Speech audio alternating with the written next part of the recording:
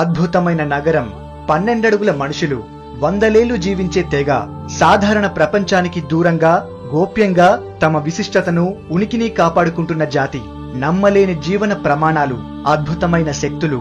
ఇది నిజమేనా? ఓ ఫ్యాంటసీయా లేక ఓ మిస్టరీయా? 100 ఏళ్ల నుంచి చాలా మందిని ఆకర్షిస్తున్న ఆ నగరం ఎక్కడుంది? వింటుంటేనే కొట్టిపారేయాలనే ఉత్తితి జానపద కథేనా, లేక మనం కనిపెట్టలేని నిజ నగరమేనా? ఇన్ని వందల శాటిలైట్లు, అడుగడుగును జల్లెడపట్టే అంతరిక్ష కెమెరాలు కనిపెట్టలేకపోయాయా? పురాణాల్లో చెప్పిన స్వర్గలోకం అదేనా? వాళ్లేనా దేవతలు?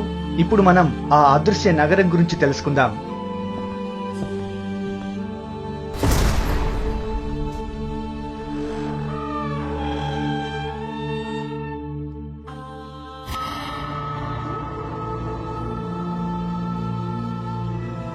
ఆ ప్రాంతం పేరు శంబాలా, ఒక హిడెన్ సిటీ. హిమాలయ ప్రాంతాల్లో ఉందని ఒక వాదన. సాధారణ మనుషులు అక్కడికి చేరుకోవడం కష్టమని వర్ణన. అక్కడికి చేరడమే ఓ తపస్సు. అందుకే స్వర్గానికి చేరాలంటే తపస్సు చేయాలనే వాదనలు మొదలయ్యాయా? అయితే దీని గురించి ఒక చిన్న కథ కూడా ఉంది. కురుక్షేత్ర సమరం తరువాత పాండవులు కొంతకాలం పాలించి కలియుగం ఆరంభం కాగానే పాలనకు స్వస్తి చెప్పి శ్రీకృష్ణుణ్ణి సంప్రదిస్తారు. వారికి కృష్ణుడు ఈ స్వర్గ నగరం గురించి వివరించి ఎలా వెళ్లాలో చెప్పి చేరుకోవడం కష్టమని కూడా హెచ్చరిస్తాడు. ఆ ప్రస్థానం మొదలుపెట్టిన పాండవుల్లో ఒక్కొక్కరుగా ఆ ప్రయాసలతో మరణిస్తారు. తనతో పాటు అనుసరించి వచ్చిన ఓ కుక్కతో సహా కేవలం ధర్మరాజు మాత్రమే ప్రాణాలతో ఈ నగరాన్ని చేరుకున్నాడట. మన పురాణాల్లో చెప్పిన శివుడి నివాస స్థలం మౌంట్ కైలాష్ పర్వతాలకు సమీపంలోనే ఈ నగరము ఉంటుందని మరో వాదన. ప్రాచీన బౌద్ధ గ్రంథాలు కూడా ఈ నగరాన్ని ప్రస్తావించాయి. అక్కడ రోగాలు, నొప్పులు, బాధలనేవి ఉండవని ఒక వర్ణన.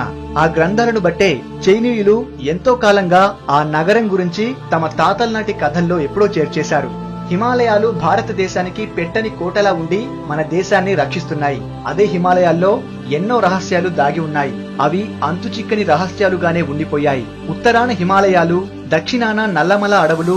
ఇంతవరకు ఈ ప్రపంచంలోని ఏ వ్యక్తి కూడా పూర్తిగా వాటిలో ప్రవేశించలేకపోయారు. వాటిలో ప్రతి పౌర్ణమికి చాలా విచిత్రమైన సంఘటనలు జరుగుతుంటాయని పెద్దవాళ్ళు చెబుతుంటారు. అటువంటి వాటిలో చాలా ప్రముఖమైంది శంబాలా నగరం. మన పురాణాలు తెలియజేస్తున్న హనుమంతుడు కూడా హిమాలయాల్లో యతి రూపంలో ఇక్కడే ఉన్నట్టు తెలుస్తోంది.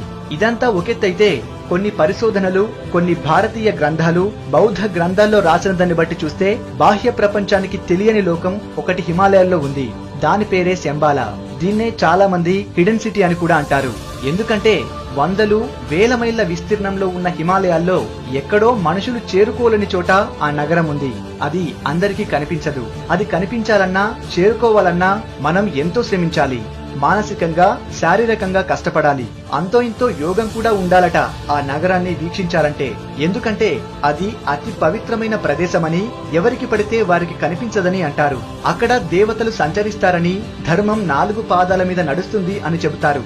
ఉత్కృష్ట సాంప్రదాయాలకు అలవలమైన ఆ నగరం గురించి కొంతమంది పరిశోధకులు తమ జీవితాన్ని ధారపోసి కొన్ని విషయాలు మాత్రం సేకరించగలిగారు.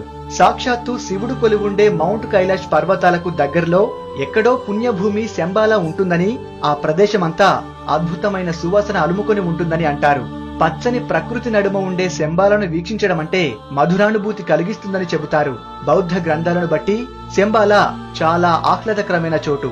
ఇక్కడ నివసించే వారు నిరంతరం సుఖ సంతోషాలతో, ఆయురారోగ్యాలతో ఉంటారు. పాశ్చాత్యులు ఆ ప్రదేశాన్ని ది ఫర్బిడెన్ ల్యాండ్ అని, the land off white waters అని అంటారు. చైనీయులకు కూడా శంబాలా గురించి తెలుసు. లోకంలో పాపం పెరిగిపోయి అంతా అరాచకత్వం తాండవిస్తున్న సమయంలో శంబాలాలోని పుణ్యపురుషులు లోకాన్ని తమ చేతుల్లోకి తీసుకుంటారని, అప్పట్నుంచి ఈ పుడమి పైన కొత్త శకం ప్రారంభమవుతుందని కొన్ని గ్రంథాలు చెబుతున్నాయి. ఆ కాలం 2424లో వస్తుందని కొన్ని గ్రంథాలు ఇప్పటికే తెలియజేశాయి.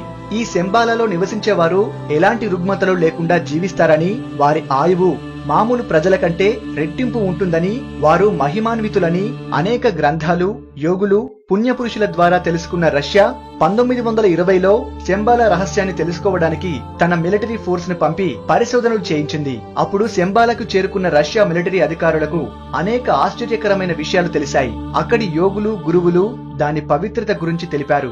ఈ విషయాన్ని తెలుసుకున్న హిట్లర్ 1930లో శంబాలా గురించి తెలుసుకోవడానికి, పరిశోధించేందుకు ప్రత్యేక బృందాలని పంపించాడు.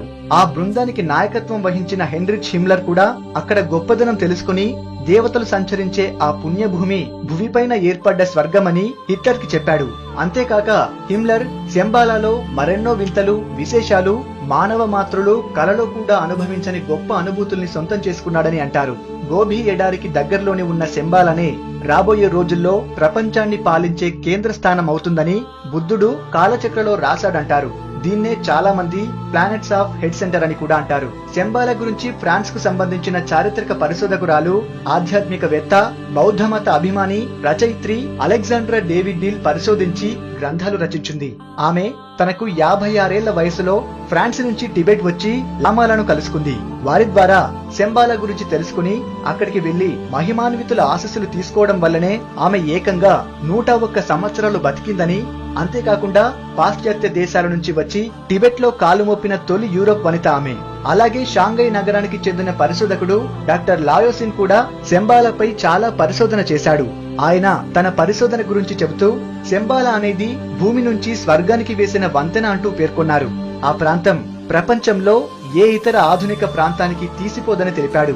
అక్కడి వారు టెలిపతితో ప్రపంచంలోని ఎక్కడి వారితోనైనా సంభాషించగలరని, ఎక్కడ జరుగుతున్న అభివృద్ధి అయినా విధ్వంసమైనా క్షణాల్లో వారికి తెలిసిపోతుందని తెలిపారు. శంబాలా 8 రేకుల భారీ కలువ పువ్వు ఎలా ఉంటుందో ఆ ఆకారంలో ఆ నగరం ఉంటుందని తెలిపాడు. హిట్లర్ తన ఆర్మీని అక్కడకు పంపి చాలా విషయాలు సేకరించాడు. అతనికి అద్భుతాలు అంటే చాలా ఇష్టం. అందుకే అతను వియన్నాలో మంత్ర, యోగ విద్యలు నేర్చుకున్నాడు. ఆ ఆసక్తితోనే అతను కొంత సంస్కృతం కూడా నేర్చుకున్నాడని అంటారు. శంబాలా గురించి ఎక్కువ సంఖ్యలో రాయబడిన సంస్కృత గ్రంథాలను అధ్యయనం చేయడానికి అతను సంస్కృతం నేర్చుకున్నట్టు, ఆ కారణంగానే అతను తరువాత స్వస్తిక్ ముద్రను వాడేవాడని అంటారు.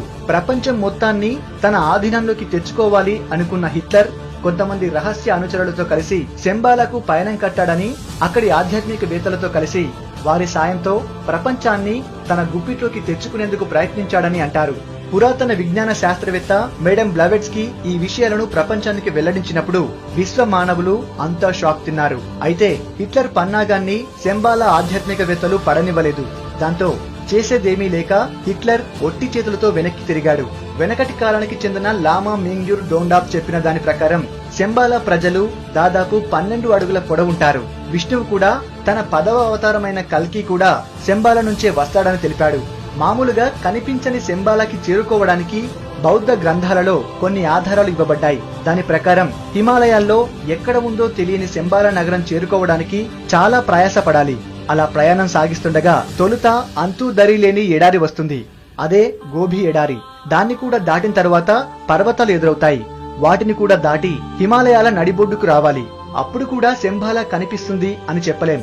ఎందుకంటే ఆధ్యాత్మిక ధోరణి లేని వారు, పాపకర్మల ఫలం అనుభవిస్తున్న వారికి హిమ సమూహాల నడుమ కేవలం మంచు దిబ్బలు, దట్టమైన మేఘాలు, కొండలు, కోణలు మాత్రమే కనిపిస్తాయి.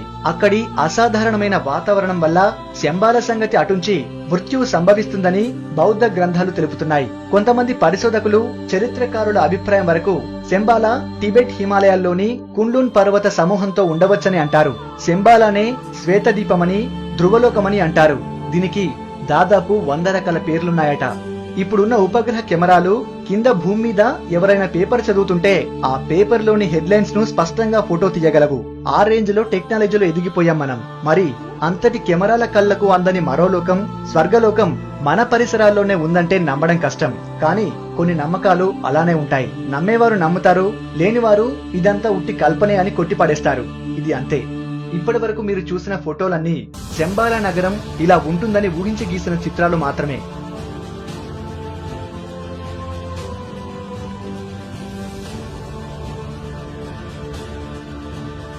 ఈ వీడియో మీకు నచ్చితే లైక్ చేసి షేర్ చేయండి. ఇలాంటివి మరిన్ని తెలుసుకోవాలనుకుంటే మా అన్నోన్ ఫ్యాక్ట్స్ తెలుగు ఛానల్ ని సబ్స్క్రైబ్ చేయండి. మీ అభిప్రాయాన్ని కింద కామెంట్ రూపంలో తెలియజేయండి. Thank you for watching. అయితే ఆత్మహత్యకు చాలా సందర్భాల్లో బలమైన కారణాలు ఉండకపోవచ్చు. ఎగ్జామ్ లో ఫెయిల్ అయినా, లవ్ లో ఫెయిల్ అయినా, ఇంట్లో పేరెంట్స్ తిట్టినా, స్కూల్ టీచర్ కొట్టినా, చిన్నపాటి మనస్పర్ధలు వచ్చినా తమ అందమైన జీవితానికి సెలవిచ్చేస్తున్నారు. ఒక్క క్షణం ఆలోచించినా మనకు నచ్చిన వాళ్ళతో మాట్లాడినా ఈ ఆత్మహత్య ఆలోచనకు దూరం కావచ్చు. కానీ ఎవరితో మాట్లాడకుండా మనోవేదనకు గురై చివరకు ప్రాణాలని తీసుకునే భయంకరమైన ఆలోచనకు పురుడు పోస్తున్నారు. దీంతో వారు అంతకంటే దారుణమైన కష్టాల్లోకి వెళ్తున్నారన్న విషయం వారికి పట్టదు. నిజానికి ఒక వ్యక్తి ఆత్మహత్య చేసుకోవడం అంటే తనకు తానే ఒక భయంకరమైన శిక్షణ వేసుకోవడం. ఇక్కడ వచ్చిన చిన్న బాధను తప్పించుకోవడానికి మరో భయంకరమైన బాధలోకి వెళ్లడమే. ఇప్పుడు ప్రపంచ పరిశోధనలు చేస్తూ సాధించాం అని ఆనందిస్తున్న ఆవిష్కరణలు మన భారతదేశంలో ఎప్పుడో వాడుకలో ఉన్నాయని భారతీయులు వేదాల్లో ఎప్పుడో చెప్పేశారు. మనం దేవతలు పుష్పక విమానాలు వాడేవారు అంటే కొట్టిపడేస్తాం. మరి రైట్ సోదరులు రెక్కలు కట్టుకుని ఎగరడానికి ప్రయత్నిస్తూ విమానాన్ని కనిపెట్టారు అంటే ఆహా అంటాం. మహాభారతంలో లేని అంశం లేదని, దాని ఆధారంగానే ప్రతి ఆవిష్కరణ తయారవుతుందని మనం ఒప్పుకున్నా ఒప్పుకోకపోయినా ఇది నిజం. గాంధారి తన పిల్లల్ని కుండలో ఉంచి కన్నది అంటే పుక్కిటి పురాణం అంటాం. అదే టెస్ట్ ట్యూబ్ బేబీ అంటే ఆహా ఏం విదేశీ బుర్రా అంటాం.